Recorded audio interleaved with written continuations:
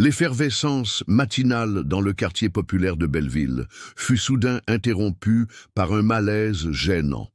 Un vieux monsieur aux cheveux poivre et sel, portant un manteau râpé et des chaussures usées par les trottoirs de Paris, fouillait nerveusement dans ses poches à la recherche de quelques pièces. Les clients, majoritairement des cadres pressés ou de jeunes habitants du quartier, jetèrent sur lui des regards lourds de jugement, se murmurant quelques mots à voix basse derrière leur tasse de café. Tout semblait figé, le tintement habituel des petites cuillères ayant laissé place à une tension palpable. Derrière le comptoir, Philippe, le gérant nouvellement arrivé, s'avança d'un ton sec et bien distinct, coupant net les hésitations du vieil homme. Il rappela à tout le monde, d'une voix claire et assez dure, que la politique de la brasserie était simple. Pas de paiement, pas de service. Il lança un regard qui en disait long, exigeant une conformité sans exception.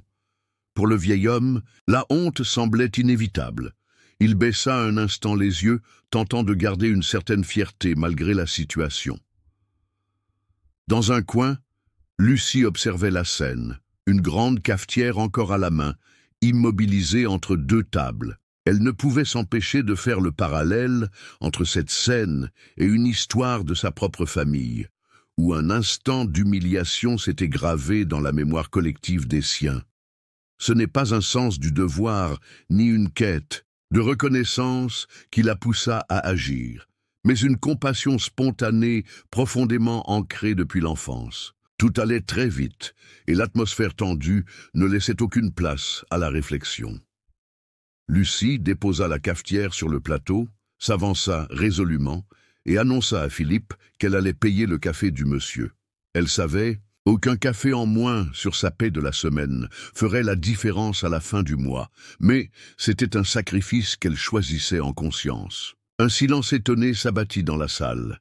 Le regard de Philippe se durcit un peu plus, mais Lucie n'en démordit pas. Elle sortit quelques euros, les posa sur le comptoir et se tourna vers le vieil homme, lui adressant un sourire simple, mais sincère. D'un seul geste, elle venait de tendre la main à un inconnu qui n'avait pour lui que la dignité qu'il s'efforçait de garder, malgré sa veste élimée et ses poches vides. Les autres clients détournèrent les yeux, comme si cet acte d'humanité révélait quelque chose qu'ils auraient préféré ignorer. La réaction de Philippe ne se fit pas attendre. Derrière son air faussement neutre, on sentait une rage retenue, mêlée à une pointe de sarcasme.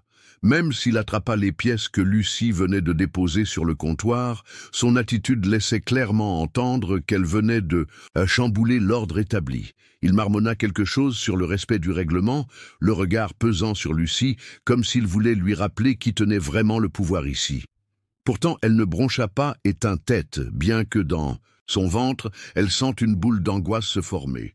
Le vieux monsieur, après un court silence, reçut finalement sa tasse de café. Ses mains tremblaient légèrement, soit à cause de l'émotion, soit parce qu'il affrontait un froid intérieur que seule la gêne peut provoquer. Il murmura un faible merci, presque imperceptible, n'osant pas regarder quiconque dans les yeux. Autour, la brasserie était parcourue de petits chuchotements, de regards qui allaient et venaient sans jamais s'arrêter sur le vieil homme ni sur Lucie. On percevait comme un malaise collectif, une impression désagréable que le quotidien venait d'être fissuré. Plus personne n'osait vraiment lever la tête ni commenter ouvertement la scène, chacun reprenant sa routine, mais dans une atmosphère plus lourde. Lucie, malgré la tension palpable, décida de rester à côté du monsieur. Elle lui proposa un peu de sucre, lui demanda s'il voulait un verre d'eau, cherchant à alléger sa gêne. Ils échangèrent quelques mots très simples, de petites marques d'attention qui rompaient avec l'indifférence ambiante. Dans son dos, elle sentait les regards désapprobateurs de Philippe et des autres clients, mais elle choisit de les ignorer. Impossible pour elle de ne pas penser à sa grand-mère, qui lui racontait souvent comment on la regardait de travers, autrefois, parce qu'elle venait d'une autre région ou qu'elle n'était pas habillée comme il faut. Cette histoire lui remontait soudain à l'esprit. Et c'était comme si, en offrant un café à ce monsieur, elle luttait un peu contre la même injustice. En surface, son geste semblait banal, une cliente qui paie pour un inconnu. mais en profondeur. C'était une réponse silencieuse à cette indifférence pesante, gravée dans les habitudes parfois cruelles du quotidien parisien. Pour Lucie, ce n'était pas seulement un acte isolé, c'était un appel à voir chaque personne, avec dignité, à oser changer les petites règles quand elles deviennent inhumaines. Le lendemain matin, bien avant que la brasserie ne commence à se remplir, Lucie reçut la convocation qu'elle redoutait. La voix sèche de Philippe résonna dans l'arrière-boutique. On lui demanda de passer dans le petit bureau, exigu, là où s'accumulaient toujours des papiers en désordre et l'odeur persistante du tabac froid. À peine installée sur la chaise bancale, Lucie sentit que le ton serait différent des habituelles conversations sur les plannings ou les commandes. Philippe, le visage fermé, ne la regardait presque pas dans les yeux. D'emblée, il lança la conversation sur un ton froid, à mi-chemin entre accusation et fausse sympathie, expliquant que son geste de la veille n'était pas seulement un problème de caisse, mais surtout une remise en question de l'autorité. Il sortit fièrement un dossier fatigué, en tira une feuille imprimée et la posa devant elle. C'était un avertissement officiel. Chacune des phrases rédigées dans ce vocabulaire administratif impersonnel que Lucie détestait depuis toujours. Il lui signifia, d'un ton assez ferme pour laisser peu de place à la discussion, que ce genre d'attitude ne pouvait pas être toléré et qu'un nouveau écart aurait des conséquences sérieuses, même s'il ne disait pas clairement lesquelles. La menace était là, flottant dans l'air entre eux. Lucie sentit ses mains devenir moites et peinait à tenir le stylo. À cet instant, son regard rencontra celui de Philippe et quelque chose la frappa. Il n'avait pas l'air aussi confiant qu'il le voulait. Ses yeux allaient sans cesse de la feuille à une petite caméra de sécurité suspendue dans le coin du bureau, comme s'il guettait une présence invisible. Cette nervosité soudaine, à peine dissimulée sous ses airs de supérieur, éveilla la curiosité de Lucie. Elle signa finalement l'avertissement, sa signature tremblante sur le papier. Elle savait qu'on espérait la décourager, la pousser à rentrer dans le rang. Mais, en quittant le bureau, abattue mais pas brisée, Lucie avait un sentiment nouveau. Elle comprenait que ceux qui semblent tenir le pouvoir ne sont pas toujours aussi solides qu'ils le prétendent. Peut-être que ce malaise cachait d'autres failles dans la gestion de Philippe ou révélait une peur de perdre la face devant ses supérieurs. Lucie sortit du bureau affaiblie, un peu inquiète pour son job, mais désormais plus attentive à ces détails qui pouvaient, qui sait, changer le cours des choses. À la fin de son service, Lucie était épuisée. Cette journée avait été plus lourde que d'habitude, entre la tension dans l'équipe, les regards fuyants et une impression persistante d'être surveillée. En rangeant son tablier près des vestiaires, elle remarqua un petit objet étrange, posé sur ses affaires, une enveloppe crème sans adresse ni indication, glissée discrètement entre ses clés et son carnet de commandes. Intriguée, elle l'ouvrit avec précaution et découvrit à l'intérieur un simple carton blanc décoré d'un trait de stylo bleu sur lequel étaient écrits quelques mots. « Vous avez fait la différence aujourd'hui. Merci d'avoir rappelé que le monde a besoin de gestes comme le vôtre. » Sous le carton, un billet de 50 € était soigneusement plié. Lucie sentit un frisson la traverser. Ce n'était pas qu'une histoire d'argent. Le ton de la lettre, le soin du détail, tout lui donnait le sentiment qu'il s'agissait d'un message bien plus important que de la simple gratitude. Elle resta un instant immobile, le carton en main, essayant d'imaginer qui, du vieil homme ou d'un autre client, aurait pu lui laisser une telle trace de reconnaissance. Le geste était simple mais profond, et Lucie perçut aussitôt qu'un nouveau chapitre silencieux s'ouvrait dans sa vie. En rentrant chez elle, dans cet appartement modeste du 11e arrondissement qu'elle partageait avec sa mère malade, Lucie trouva peu de répit. Avant de s'occuper du repas du soir, elle installa sa mère confortablement sur un vieux fauteuil, lui racontant quelques bribes de sa journée sans trop s'attarder sur ses propres soucis. Mais même en épluchant des légumes ou en surveillant la soupe sur le feu, L'image du vieil homme ne quittait pas sa tête. Son regard, ce matin-là, lui était revenu plus fort. Il ne disait pas simplement merci. Il semblait exprimer un épuisement différent, comme celui de quelqu'un qui cherchait depuis longtemps une petite lumière d'humanité dans l'indifférence de la ville. Lucie comprit alors que cet échange allait bien au-delà d'une histoire de café ou de monnaie manquante. Il s'agissait d'une rencontre rare, marquée par la possibilité de défier la routine froide du quotidien et d'ouvrir, peut-être, une porte vers quelque chose de bien plus grand qu'elle ne pouvait encore l'imaginer. Les jours qui suivirent furent éprouvants pour Lucie. Dès qu'elle arrivait au travail, elle sentait la pression plus forte qu'avant, comme si chaque minute de sa journée était passée au crible. Philippe, le gérant, s'arrangeait pour la surveiller en permanence. Sur la feuille d'émargement, il se montrait tatillon, notant chaque minute de retard, chaque oubli anodin, même les plus petites maladresses sur le service ou le rangement. Quand il s'adressait à elle, c'était toujours avec cette politesse glaciale qui cache bien mal des reproches ou parfois même une hostilité à peine déguisée.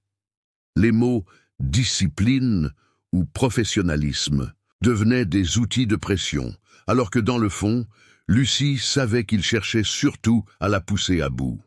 Peu à peu, l'ambiance dans la brasserie changea du tout au tout. Les collègues, d'ordinaire bavards et solidaires, gardèrent désormais leur distance. À la pause, certains évitaient de croiser son regard ou faisaient semblant de ne pas la voir. Par peur ou par lassitude, ils fuyaient tout ce qui pouvait ressembler à un conflit avec la direction. Lucie se retrouvait seule à la machine à café, le silence entre les tables paraissant plus lourd jour après jour. Elle réalisa vite que l'isolement était aussi une façon de l'épuiser moralement et peut-être de la faire craquer. Malgré tout, une personne se distinguait.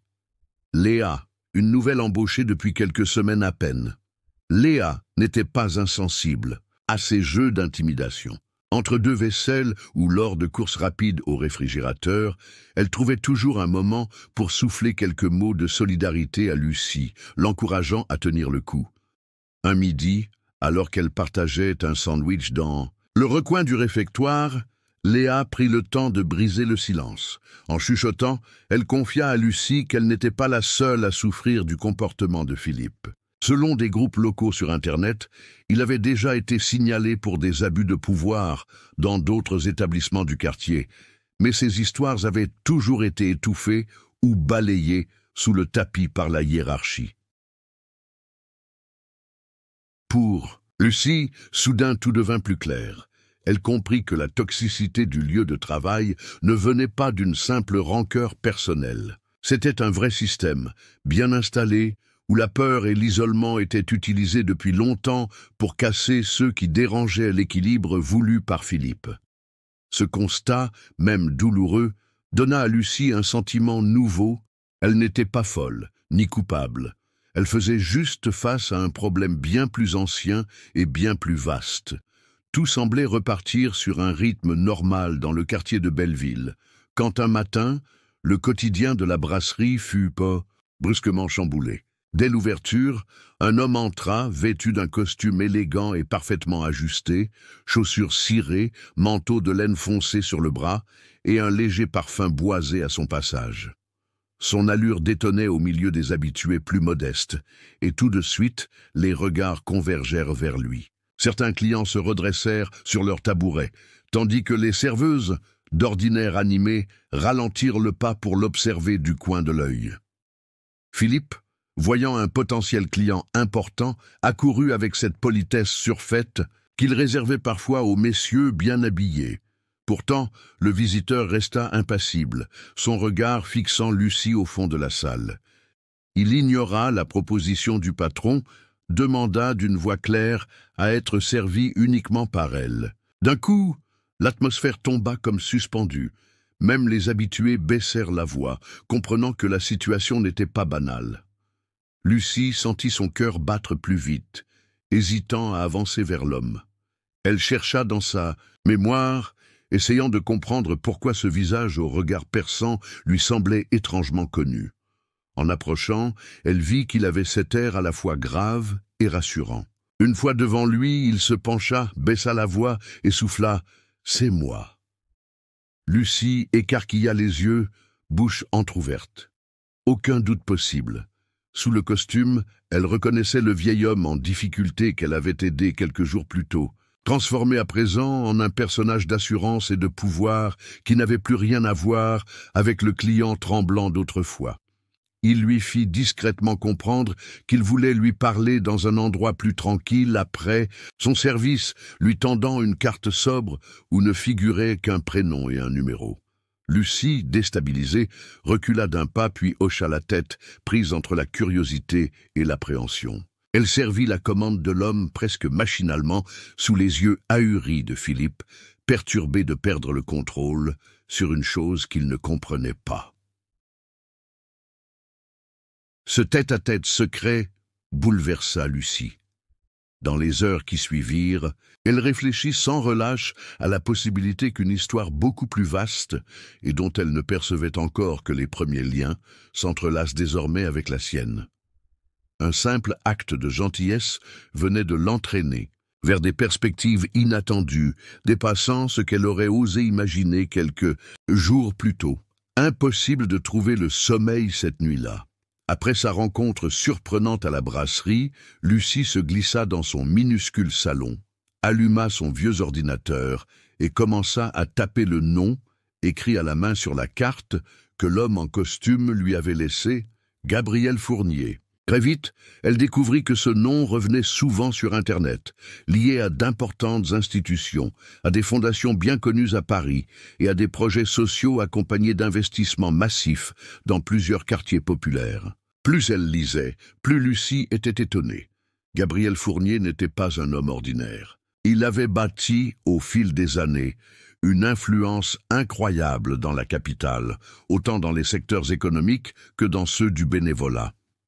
Des articles relatant ses dons dans les hôpitaux ou sa participation à des associations montraient un côté généreux, mais d'autres sources parlaient d'un homme mystérieux qui aimait tester la sincérité et la solidarité humaine de façon inattendue. Il semblait régulièrement se fondre dans l'anonymat, se présentant sous des apparences banales ou vulnérables pour voir si les gens autour restaient à la hauteur de leurs valeurs, surtout envers ceux que tout le monde ignore d'habitude. Ce mode d'action avait même un nom dans certains cercles discrets, l'initiative Bellevue. Dans ces milieux, on racontait qu'il avait parfois changé la vie entière d'un établissement ou d'un groupe, simplement parce qu'il y avait observé un geste de bonté désintéressé. Pour Lucie, comprendre qu'elle avait été, sans le vouloir, une participante à ce genre d'expérimentation éveilla en elle un mélange troublant de fierté et d'angoisse. D'un côté, elle se disait qu'elle avait passé un test auquel la majorité échoue, de l'autre, elle s'interrogeait sur les vraies raisons de cette rencontre. Que voulait Gabriel Fournier maintenant? Qu'allait-il lui proposer? Et à quel point cela changerait-il sa vie et celle de sa mère? Cette révélation mettait d'un seul coup ces petits conflits de la brasserie à distance. Tout ce qui semblait crucial auparavant, la surveillance de Philippe ou la froideur de ses collègues, lui paraissait presque dérisoire. À mesure que la nuit avançait, Lucie sentait que quelque chose de plus grand se préparait pour elle, bien au-delà des règles et des habitudes du café où elle travaillait depuis tant d'années. À peine le soleil levé, Lucie entendit le bruit d'une enveloppe glisser sous la porte de son petit appartement. Elle s'empressa de ramasser le courrier, intriguée par l'épaisseur différente et la calligraphie soignée sur l'enveloppe principale. À l'intérieur, elle découvrit une lettre formelle, rédigée sur un papier épais et parfumé, l'invitant à un déjeuner, le lendemain dans un vieux restaurant du quartier latin, un lieu connu pour son histoire et son ambiance discrète. Dès les premiers mots, l'invitation portait la marque élégante de Gabriel Fournier. Mais ce qui la troubla beaucoup plus que l'invitation, ce furent les photographies jointes à la lettre. Des clichés sépia montraient la façade de la brasserie Belleville, mais sous un autre nom, Café du Bois, et à une époque qui datait visiblement d'au moins 50 ans. En feuilletant les images, Lucie crut reconnaître une silhouette en tablier derrière une fenêtre. Les traits lui rappelaient étrangement ceux de sa grand-mère maternelle, Simone, dont elle avait souvent entendu parler sans jamais connaître vraiment le passé. Au bas de l'une des photos, une annotation manuscrite attira son attention. C'est dans ces murs que Simone a montré ce que la bonté pouvait changer. Juste à côté, quelques phrases ajoutées de la main de Gabriel mentionnaient la force de la gentillesse, le pouvoir discret des actes simples, et lui soufflaient finalement. Il y a beaucoup à découvrir, Lucie. Le passé et le présent ne sont jamais aussi séparés qu'on le croit. Lucie sentit son cœur accélérer. Elle pensa aussitôt à toutes les fois où, enfant, sa mère répétait le même dicton que Simone utilisait. Un café n'est bon que si la chaleur est partagée. Jamais elle n'avait fait le rapprochement entre ce proverbe, la brasserie et l'histoire familiale. L'invitation de Gabriel semblait prendre une toute autre dimension. Il ne s'agissait pas seulement de lui offrir une opportunité, mais plutôt de réveiller une mémoire longtemps enfouie.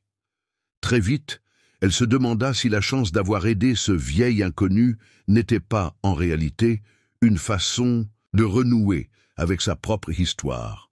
Ce nouveau mystère qui liait ses gestes du présent à la bonté de sa grand-mère dans le même quartier donnait à Lucie le sentiment que tout cela dépassait une simple coïncidence. Une sorte de fil invisible reliait son quotidien modeste à une histoire bien plus vaste, dont elle ignorait encore la portée.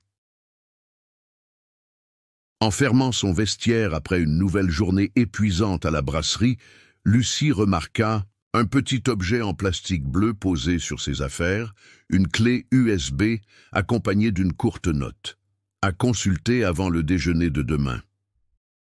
L'écriture, droite et ferme, lui rappela immédiatement celle de Gabriel Fournier. D'abord, hésitante, Lucie glissa la clé dans la poche de sa veste et rentra rapidement chez elle, son esprit bourdonnant d'interrogations. Une fois à la maison, vérifiant que sa mère s'était endormie devant la télévision, Lucie alluma son ordinateur et inséra le dispositif. Il contenait plusieurs dossiers. Le premier renfermait des vidéos jaunies filmées dans la brasserie, certaines datant de plusieurs décennies, montrant un lieu bien vivant où les habitants du quartier se réunissaient avec spontanéité. Sur plusieurs photos, elle reconnut le visage serein de sa grand-mère Simone, entourée de familles diverses, partageant des sourires et des repas généreux. Puis, le contenu devenait plus sombre. Des images récentes montrant des comportements discriminatoires dans l'équipe actuelle, surtout envers les employés issus de l'immigration ou de milieux modestes. Lucie sentit la colère lui monter. Elle la gorge en découvrant ces preuves bien réelles de ce qu'elle avait toujours ressenti sans pouvoir l'exprimer. Mais ce fut le dernier fichier qui la bouleversa le plus. Il s'agissait d'une reproduction fidèle d'un contrat daté de 1932. Plusieurs pages officielles retraçaient une vente douteuse du Café du Bois, l'ancêtre direct de la brasserie Belleville, à des membres notoires d'une famille influente du quartier, dont les noms revenaient souvent dans la bouche, de Philippe. Le document, annoté en rouge, expliquait en détail comment, à une époque de crise, la famille de Lucie, incapable d'assumer des dettes soudaines, avait été victime d'une escroquerie soigneusement orchestrée. Le café, lieu de vie fondé par ses aïeux, leur avait été arraché sans scrupule, la justice de l'époque appliquant des lois injustes, teintées du préjugé ambiant contre les familles venues d'ailleurs. En lisant cela, Lucie sentit une indignation profonde l'envahir. Ce n'était plus seulement une question d'inconfort ou d'hostilité quotidienne. Elle prenait conscience de porter sur ses épaules le poids d'une injustice vieille de 80 ans. Un lieu où elle se sentait étrangère, où on la méprisait, était en réalité le fruit du travail et de la bonté de sa propre famille, volé sous ses yeux par une vieille machine de préjugés. Sa tristesse se transforma alors en une détermination tranquille. Il ne s'agissait plus seulement de survivre au travail, mais de reprendre la place qu'on leur avait niée depuis si longtemps. Lucie n'eut presque pas le temps de reprendre. Son souffle, après avoir découvert la vérité sur l'histoire de sa famille et de la brasserie. Tandis qu'elle restait assise devant son écran, tentant de mettre en ordre toutes ces révélations, son téléphone vibra sur la table basse. Un message de Léa. Il était tard, ce qui n'était pas dans les habitudes de sa collègue, mais Lucie ouvrit quand même la conversation. Les mots sautaient presque de l'écran. On m'a dit qu'une inspection surprise de la direction du travail pourrait avoir lieu vendredi. Il paraît que quelqu'un a transmis un dossier solide sur les cas de discrimination. Tiens-toi prête, Philippe est paniqué. En quelques secondes, l'équilibre déjà fragile de la brasserie semblait basculer. Lucie imagina Philippe, stressé, parcourant les couloirs, vérifiant les plannings et fouillant dans les piles de documents à la recherche de la moindre faille qui pourrait lui coûter cher. Depuis des jours, il n'arrêtait pas d'angoisser et tentait de contrôler tout le monde davantage, mais cette fois, la peur était visible chez lui. Même les collègues les plus dociles avaient remarqué ses allers-retours nerveux et son ton sec. D'un coup, les regards des employés, autrefois fuyants, semblaient animés d'un espoir nouveau, mélange de crainte et de soulagement.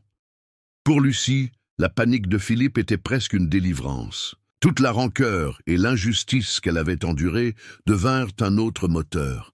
La sensation de ne rien pouvoir faire, qui lui avait collé à la peau depuis ses premiers pas dans la brasserie, s'était dissipée. Elle ne sentait plus ce poids de l'impuissance.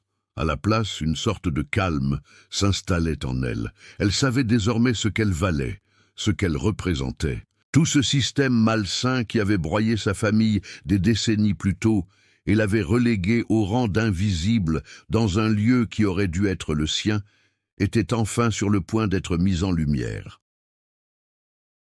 La réflexion de Gabriel sur la bonté, les sacrifices de Simone, et même son propre geste spontané derrière le comptoir prenait maintenant tout leur sens. Ce n'était peut-être qu'un détail anodin, mais il venait de fissurer le silence pesant de générations entières. À cet instant, Lucie sentit que la roue commençait vraiment à tourner. Pour la première fois, le vent semblait souffler dans son sens. Lucie arriva devant le restaurant du quartier latin, le ventre noué mais décidé à affronter ce qui l'attendait. Devant la porte, Gabriel Fournier l'accueillit, avec un sourire calme, et lui serra la main. Ils s'installèrent à une table discrète au fond de la salle, où deux autres personnes étaient déjà assises, Maître Lefebvre et Maître Bernard, des avocats spécialisés dans les affaires familiales et le droit du patrimoine. D'emblée, Gabriel précisa que la discussion serait honnête et concrète. Lucie sentit que, pour la première fois, elle avait sa place autour de cette table. Très vite, les experts sortirent des dossiers bien épais, truffés de papiers datant de plusieurs décennies. Maître Lefebvre exposa les preuves rassemblées sur la reprise du Café du Bois. À l'époque, après la maladie soudaine de l'arrière-grand-père de Lucie, la famille avait été fragilisée. Quelques notables du quartier en avaient profité pour manipuler des procédures et détourner le café à leur profit, profitant d'ambiguïtés juridiques qu'ils avaient eux-mêmes créées. La famille de Lucie s'était retrouvée sans ressources ni soutien et n'avait jamais pu obtenir réparation. L'injustice courait depuis près de 80 ans. Tout était parfaitement documenté, des faux actes notariés aux manœuvres pour empêcher toute contestation. Ce récit, même si douloureux, donna à Lucie un étrange sentiment d'énergie. Elle découvrait que sa souffrance et celle de ses ancêtres pouvaient devenir un vrai moteur. Maître Bernard expliqua alors que la justice moderne, au-delà de la réparation financière, travaillait parfois à ce qu'on appelait la justice restaurative. Il s'agissait de reconnaître publiquement le préjudice, de rendre son histoire à la famille et d'amorcer une réparation symbolique ou concrète. Pour Lucie, entendre ce mot « restaurative » fit écho à tout ce qu'elle ressentait. Ce n'était pas uniquement l'argent ou la propriété du café, mais l'héritage humain, la mémoire de sa lignée et la possibilité de tourner la page dignement. Gabriel, soucieux de laisser le choix à Lucie, lui présenta alors les Option proposée. Elle pouvait lancer une procédure judiciaire contre les actuels propriétaires et la mairie pour récupération du lieu. Elle pouvait aussi négocier un accord public, faisant émerger la vérité tout en obtenant des engagements forts pour le futur. Mais la décision lui appartenait entièrement. Gabrielle appuya d'un regard doux la conviction que, peu importe ce qu'elle déciderait, elle serait soutenue et respectée. Devant cette liberté nouvelle, Lucie sentit le poids des générations se transformer en une puissance tranquille. Pour la première fois, elle savait qu'elle ouvrait elle-même la porte d'un possible avenir différent. Au même moment, alors que Lucie réfléchissait à ses choix entourée de personnes bienveillantes, la brasserie Belleville était plongée dans un climat de tension rarement vu. Philippe, le gérant, fut surpris par l'arrivée de 2 inspecteurs de la direction du travail. Ils s'étaient présentés sans prévenir, badge bien visible, et demandèrent immédiatement à consulter tous les registres du personnel, les fichiers de paie et certaines vidéos de surveillance interne. Les employés, figés d'inquiétude, assistaient à la scène en silence, guettant le moindre signe de conséquence. Philippe, dans l'urgence, se lança dans une fouille fébrile du bureau. Ouvrant tiroirs et cartons oubliés, il cherchait des documents susceptibles de le disculper ou, au moins, de minimiser les dégâts. C'est là qu'il tomba sur une vieille chemise remplie de photos. Il s'arrêta net en découvrant ces clichés en sépia montrant une large famille, souriante, posée solennellement devant l'enseigne Café du Bois. Il reconnut le visage d'une femme en tablier, au regard déterminé, entourée de plusieurs enfants. La ressemblance avec Lucie et la photo qu'il avait vue récemment dans ses dossiers le frappa soudainement. À peine eut-il le temps d'assimiler ce détail que le téléphone du bureau se mit à sonner. La voix froide et détachée qui résonna à l'autre bout appartenait à une avocate du service juridique du siège du groupe propriétaire, la société Renaissance Paris. Elle n'y alla pas par 4 chemins. Les plaintes et les documents reçus étaient graves, précisait-elle, et il fallait s'attendre à une poursuite officielle. Philippe sentit la sueur perler sur son front. Il demanda aussitôt à parler à Charles Mallet, le grand patron du groupe, et aussi un parent éloigné. L'appel fut transféré rapidement, mais la conversation qui suivit le laissa désemparé. Charles, d'un ton glacial, refusa de s'engager, expliquant que la société ne compromettrait pas sa réputation pour protéger un simple gérant. Quelle que soit leur parenté, la réalité le heurta de plein fouet. Ce qu'il croyait maîtriser lui échappait totalement. Les fondements de son autorité se fissuraient. Face aux inspecteurs qui attendaient toujours ces documents, Philippe comprit qu'il devait désormais affronter les conséquences de ses choix, seul, sans aucune garantie d'être couvert par son réseau ni sa hiérarchie. L'image de la famille fondatrice, jadis effacée, refaisait surface dans le chaos de son quotidien, lui rappelant brutalement que l'histoire finit toujours par réclamer la vérité. L'atmosphère à la brasserie, Belleville, était inhabituellement tendue ce matin-là. Dès l'entrée, Lucie sentit sur elle les yeux curieux de plusieurs habitués, regroupés près du comptoir ou installés à leur table favorite, leur café à la main.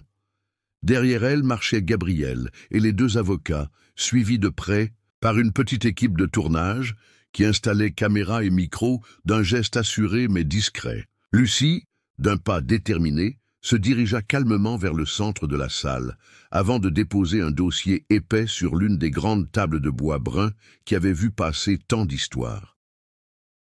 Face à la scène, Philippe surgit de l'arrière-boutique, les traits tirés, flanqué de Charles Mallet, son parent influent. Tous 2 tentaient de garder une expression de maîtrise, mais il suffisait de regarder leurs mains nerveuses et leurs regards fuyants pour comprendre qu'ils n'étaient pas à l'aise. Quelques employés, jusque-là habitués à garder la tête baissée, s'approchèrent pour assister à ce moment inédit. Tous sentaient qu'un tournant décisif s'annonçait. Avec un calme inattendu, Lucie se leva et prit la parole. Elle remercia d'abord les personnes présentes, expliquant qu'il était temps de révéler une partie du passé jusqu'ici caché et de réparer ce qui pouvait l'être. Elle alluma le projecteur apporté par l'équipe de tournage et, sans détour, lança la première séquence. De l'écran défilaient des photos d'archives montrant la famille Dubois devant la brasserie, les sourires des générations passées et la vitalité d'un lieu autrefois ouvert à tous. Progressivement, les images laissèrent place à des documents beaucoup plus graves. Actes notariés falsifiés, lettres échangées lors de la vente du café et mails récents où Philippe donnait des consignes discriminatoires. Chaque élément apporté par Lucie et ses soutiens était détaillé par les avocats qui expliquaient calmement, à voix haute, la portée des fraudes et des manquements. Le silence s'imposa dans la salle à mesure que la vérité éclatait. On sentit la colère mêlée à la tristesse chez ceux qui découvraient l'envers du décor. Même les regards de Philippe et Charles ne trichaient plus. Leur assurance s'effritait, remplacée peu à peu par la peur et la honte. Cette confrontation, guettée par tous depuis longtemps sans jamais oser l'espérer, révélait la force d'une histoire restée vivace malgré tout et la possibilité d'écrire une suite différente. À peine les derniers documents projetés à l'écran, Charles Mallet fit entendre sa voix, coupant le silence tendu. Il affirma, d'un ton ferme, que toutes ces preuves pouvaient très bien être des faux, qu'il n'était pas rare de voir de faux documents utilisés pour salir la réputation d'une entreprise comme la leur. « Aucune date ni signature », cria-t-il. Un presque ne pourrait tenir face à un vrai expert.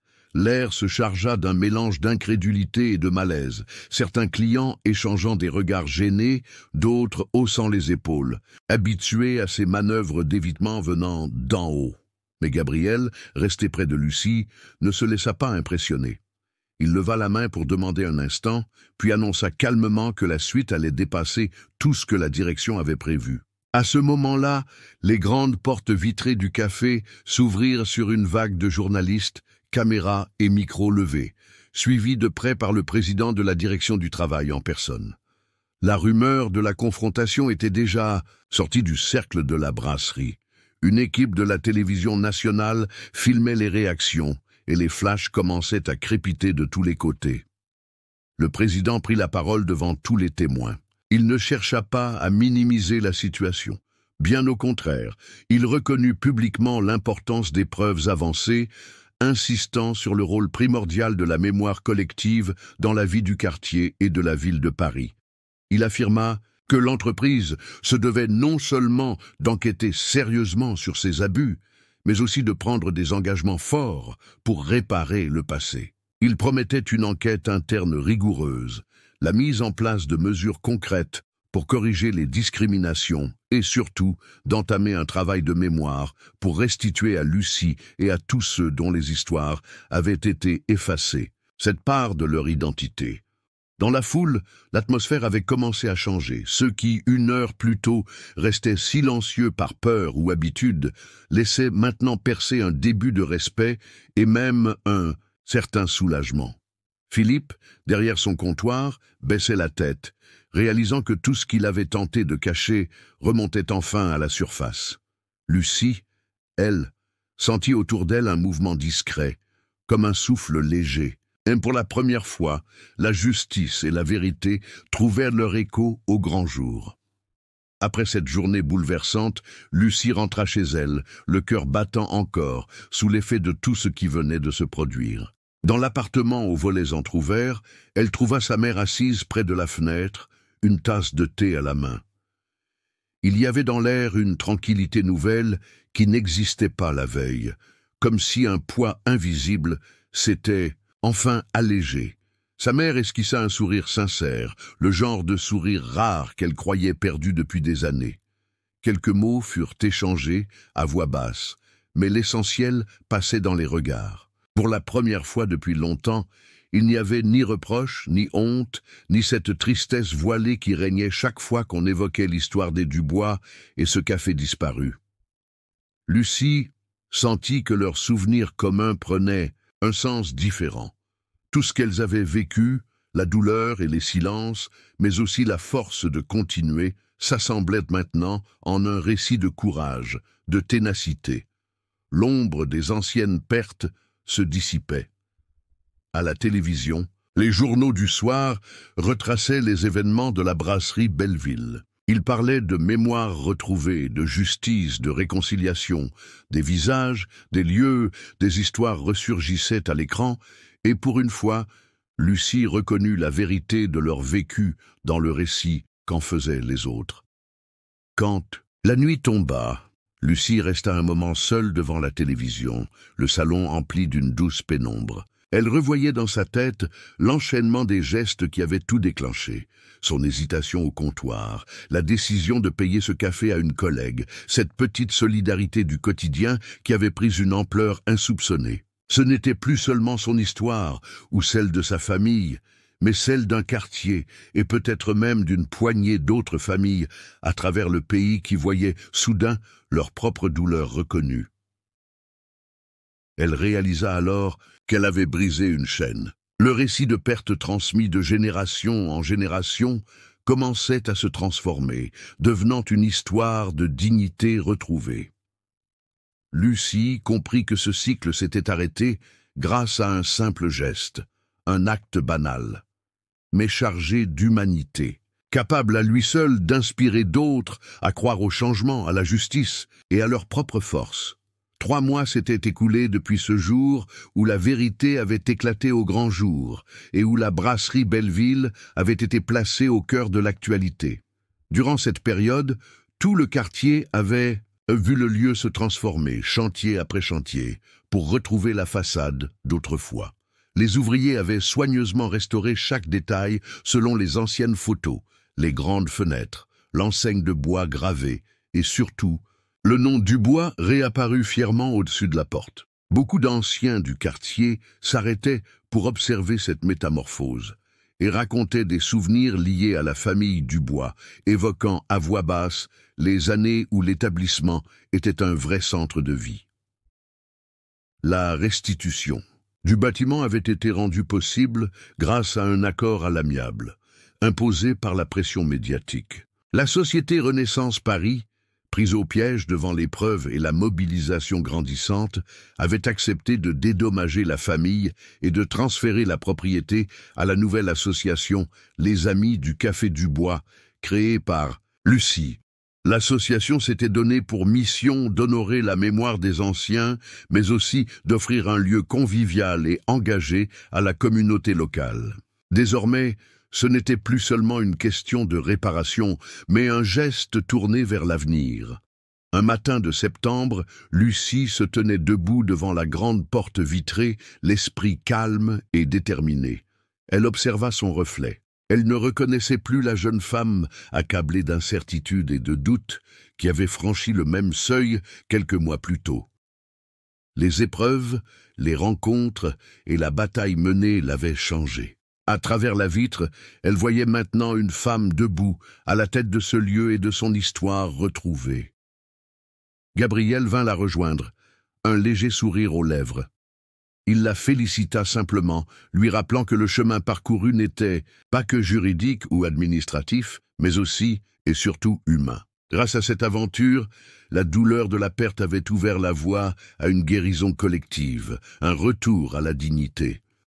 Lucie sentit, au fil des paroles de Gabriel, que la réconciliation n'était pas un état définitif, mais un mouvement, une ouverture.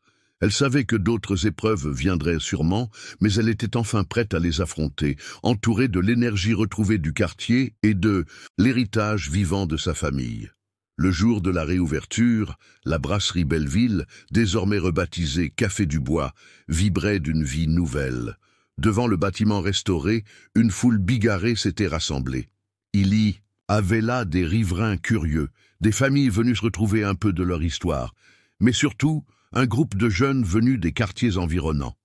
Ces jeunes, souvent laissés pour compte par le système, attendaient avec impatience l'ouverture du nouveau centre de formation professionnelle qui devait partager les murs du café. Depuis quelques semaines, ils suivaient l'évolution des travaux, rêvant à ce que pourrait leur apporter ce lieu où l'on promettait apprentissage, entraide et une chance concrète de s'intégrer dans la vie active. Adèle, investisseur et âme dans la réussite de la renaissance du café, avait proposé à Clément de prendre la tête de la gestion quotidienne. Clément, toujours souriant et patient, connaissait mieux que personne les rouages du quartier et savait gagner la confiance même des plus réservés. Dès l'aube, il avait parcouru les salles pour vérifier que tout était prêt. Les tables soigneusement disposées, l'atelier de formation préparé, les affiches racontant l'histoire de la famille Dubois accrochées au mur. Pour lui, comme pour Lucie, il ne s'agissait plus d'un simple commerce, mais d'un véritable lieu de transmission et d'ouverture vers l'avenir. Derrière toute cette effervescence, il subsistait une ombre. Non loin de là, dans un petit café, oublié du 11e arrondissement, Philippe était assis seul à une table, une tasse de café noir refroidissant entre ses mains. Loin de ses anciennes habitudes de patron, il observait le va-et-vient désabusé des clients et jetait de brefs regards à la serveuse, qui se contentait de le saluer avec l'indifférence polie accordée à n'importe quel inconnu. Rien ne l'identifiait plus comme quelqu'un d'important. Son téléphone restait muet. Privé de ses soutiens, Philippe se découvrait à son tour relégué à cette place invisible qu'il imposait autrefois aux autres. La victoire collective du Café Dubois retentissait jusque dans les quartiers les plus modestes de Paris, où l'écho d'un espoir nouveau se propageait. Pourtant, l'histoire de Philippe rappelait à tous que le changement portait aussi son lot de pertes et de remises en question, invitant chacun à réfléchir à sa propre trajectoire et à ce que signifiait vraiment appartenir à la même communauté. Le jour tant attendu de l'inauguration arriva enfin et, dès le matin, la brasserie Belleville ne désemplissait pas. Les trottoirs se remplirent de voisins, de familles, d'anciens employés et de jeunes curieux. Tous voulaient assister à ce moment historique. Dès l'aube, Lucie sentait une énergie particulière dans l'air. Sur le parvis, un large ruban tricolore avait été tendu. Quand l'heure arriva, Lucie se tint droite, la main de sa mère serrée dans la sienne. Ensemble, elles avancèrent sous une pluie d'applaudissements, des visages souriants partout autour d'eux. Lucie inspira un bon coup et coupa le ruban, libérant aussitôt une vague de joie communicative dans la foule. Les éclats de voix, les rires et même quelques larmes accompagnaient ce geste symbolique. Sa mère la regarda pleine de fierté silencieuse, se remémorant toutes les années passées dans l'angoisse de voir disparaître leur histoire. Cette cérémonie dépassait tout.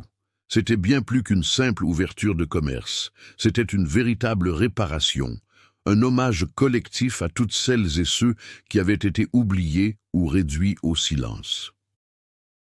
Lucie prit la parole pour remercier tout le monde. Dans son discours, elle rappela l'importance de la mémoire, celle qui unit et donne du sens à chacune des actions du quotidien.